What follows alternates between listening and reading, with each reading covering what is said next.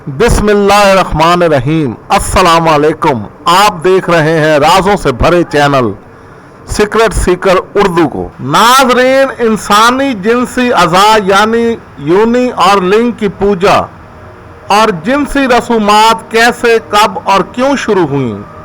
अगर आप ऐसे देवी देवताओं की जिंदगी का मुशाहिदा करें जिनकी अलामती शनाख्त लिंग या यूनी से की जाती है तो आपको इनमें चंद बातों की मुमासलत मिलेगी। मसलन ज़रख़ेज़ी, ज़राअत, फसलें और फल, औलाद, बांझपन का खात्मा, मर्दाना और जनाना अज़ा मखसूसा की हिफाजत, खुशहाली, धन दौलत में इजाफा, ज़िंदगी और मौत, रूहानियत वगैरह। दोस्तों, कदीम सादा लौ इंसानों के दिमाग में जब इस किस्म के सवालात पैदा होते थे, मसलन इंसान कहाँ से आया, इंसान किस तरह और क्यों पैदा हुआ, बच्चों में जिनसी तफरीक क्यों कर होती है, तो ऐसे सवालात, क्योंकि ज़िंदगी और मौत एक फितरी अमल था, चुनाचे ये कदीम इंसानों की अकल से बालातर थे। क्योंकि ज़िंदगी और मौत, मौत के बाद ज़िंदगी, पैदाइश और कायनात किस तरह बनी, इन सब की हकीकत और खुदा के वजूद को समझना बहुत ज़्यादा अहमियत रखते थे। लिहाजा इसके लिए इंसानी मंतकी दिमाग ने एक आन रास्ता तलाश कर लिया। जो काम या बातें समझ से बालातर हैं, इनको मावराती ताकत के सपुर्द कर दे। कदीम तहजीबों में इंसानी ज़रख़ेज़ी हमेशा ही तजस्सुस और अकीदत का मौजू रहा है। बहुत सारी सकाफ़तें ज़रख़ेज़ी को बनी नौ इंसान की बका और दवाम की ज़रूरत समझती हैं और इब्तदाई ज़माने से ही इस खराफात को इस शानदार अमल की वज़ाहत करने के लिए तख्लीक किया गया था।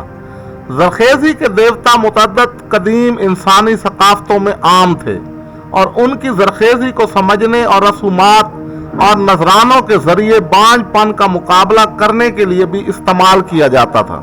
मज़ीद आगे बढ़ने से पहले आप दोस्तों से दरख्वास्त की जाती है कि हमारे इस चैनल को ज़्यादा से ज़्यादा सब्सक्राइब करें, लाइक और शेयर करें और घंटी का बटन ज़रूर दबाएं ताकि ना सिर्फ आपको हमारी हर आने वाली वीडियो का नोटिफिकेशन मिल सके बल्कि हमारी हौसला अफजाई हो। कदीम मिस्रियों के मुताबिक जब अभी दुनिया में कुछ मौजूद नहीं था और हर तरफ अंधेरा छाया हुआ था, तो इस वक्त समुंदर की गहराई में एक खुदा जिसको वो आतम और बाद में रात देवता का नाम देते थे, सोया हुआ था। फिर वो देवता नींद से बेदार हुआ और कायनात बनाने का फैसला किया। चुनाचे उस देवता ने मुश्तज़नी की और अपने मादा हयात से दो जुड़वां देवी देवता पैदा किए और वो दोनों आसमान और ज़मीन थे और बाकी की तमाम कायनात उन्हीं से ही बनी। मिस्री जब आसमान की तरफ देखते तो उनको लगता जैसे एक औरत कौस की शक्ल में जमीन के देवता पर झुकी हुई है। रात यानी सूरज रोजाना उससे पैदा होता और शाम को मर जाता। जिंदगी और मौत का ये सिलसिला ऐसे ही चलता रहता था। क्योंकि रात देवी और देवता के जिनसी मिलाप से पैदा होता था, लिहाजा उनके जिनसी अज़ा को मुकद्दस माना जाता था। कुछ के ख्याल के मुताबिक आसमान एक बहुत बड़ी गाय थी और रात बछड़े की शक्ल में रोजाना पैदा होकर शाम जब सूरज सुर्ख होता है, मिस्री इस बछड़े की कुर्बानी से तशबीह देते थे। अगली सुबह रात एक नई शक्ल यानी बछड़े की शक्ल में जन्म ले लेता था। दोस्तों, क्योंकि आतन ने दुनिया बनाने के लिए मुश्तज़नी की थी, चुनाचे मिस्री मुश्तज़नी की तज़ीम किया करते थे और इसको जिंदगी बख्श अमल समझते थे। फिरौनों और कहनों में मुश्तज़नी को मुकद्दस जानकर इसकी इबादत होती थी। फिरौन और कहन मुश्तज़नी करके अपना मादा नील में डाल देते थे। उनके ख्याल के मुताबिक मुकद्दस बीज यानी मादा मुकद्दस बीज के साथ मिला देते थे।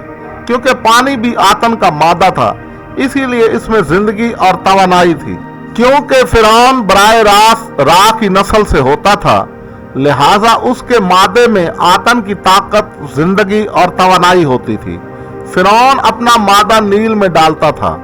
नील का पानी फसलों को सैराब करता था और फसलें और फल मिस्रियों को तवानाई यानी कि खुराक मुहैया करते थे। चुनाचे कायनात का ज़हूर आतन के लिंग से हुआ और फिर बाकी दुनिया आसमानी देवी और जमीन के देवता के जिनसी अज़ा के मिलाप से बनी, यानी योनि और लिंग ही दरअसल वो जराए थे जिनकी वजह से ना सिर्फ दुनिया बल्कि खुद देवी देवताओं का वजूद भी बना था। इसी तरह योनि और लिंग की पूजा और जिनसी रसूमात मुख्तलिफ तहजीबों में दाखिल हुई और मौजूदा दौर में भी मुख्तलिफ ममालिक और मज़ाहिब में योनि और लिंग को मुक़द्दस समझकर उनकी पूजा की जाती है।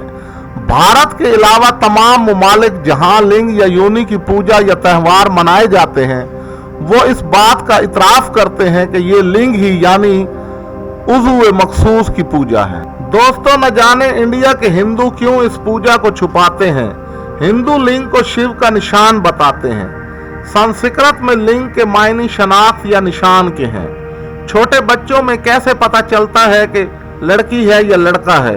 खुद हिंदू स्त्रीलिंग औरत के लिए और मर्द के लिए पन्ना लिंग इस्तेमाल करते हैं, यानी इनका जेंडर या जेंस।